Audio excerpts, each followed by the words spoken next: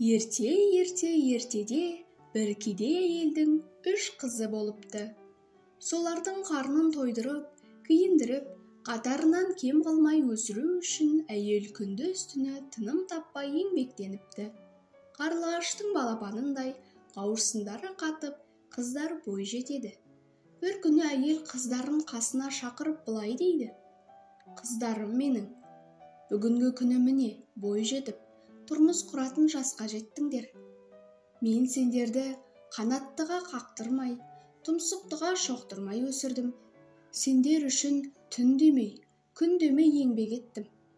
Ал енді өз теңдеріңді тапсаңдар, ақ батамды беремін.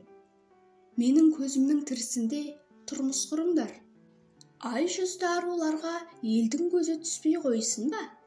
Бірінен соң біріне құда түсіп, бірінші үлкен қызы, екінші ортаншы қызы, үшінші кенже қызы ұшқан ұясынан тастап, әрқайсысы өз алдына тұрмыс құрады. Әйел де қартайып, босағасында жалғыз қалады.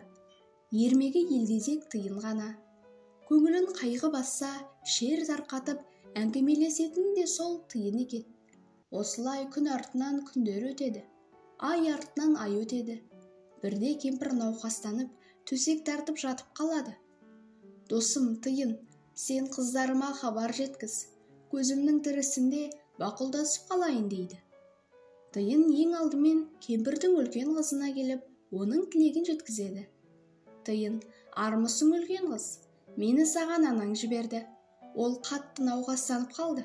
Қыздарыма хабар бер, көзімнің тірісінде бақұлдасып қалайын" деді.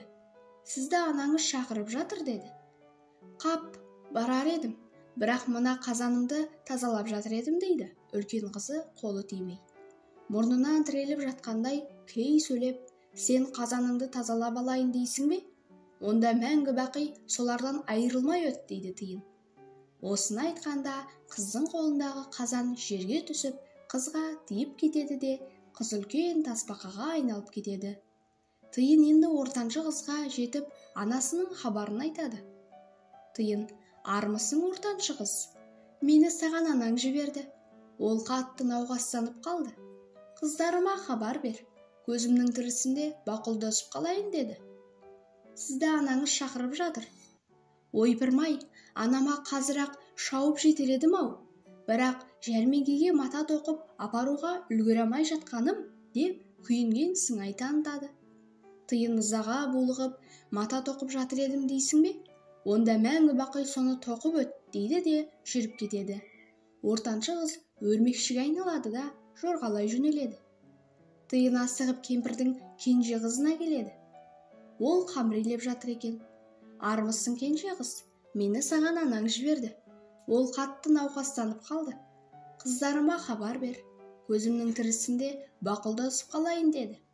"Сізді анаңыз шақырып жатыр" деді. Қайғылы хабарды естіген қыз ләм-мим демей, қолының қамырын да тазаламастан жан ұшырып анасына жүгіреді.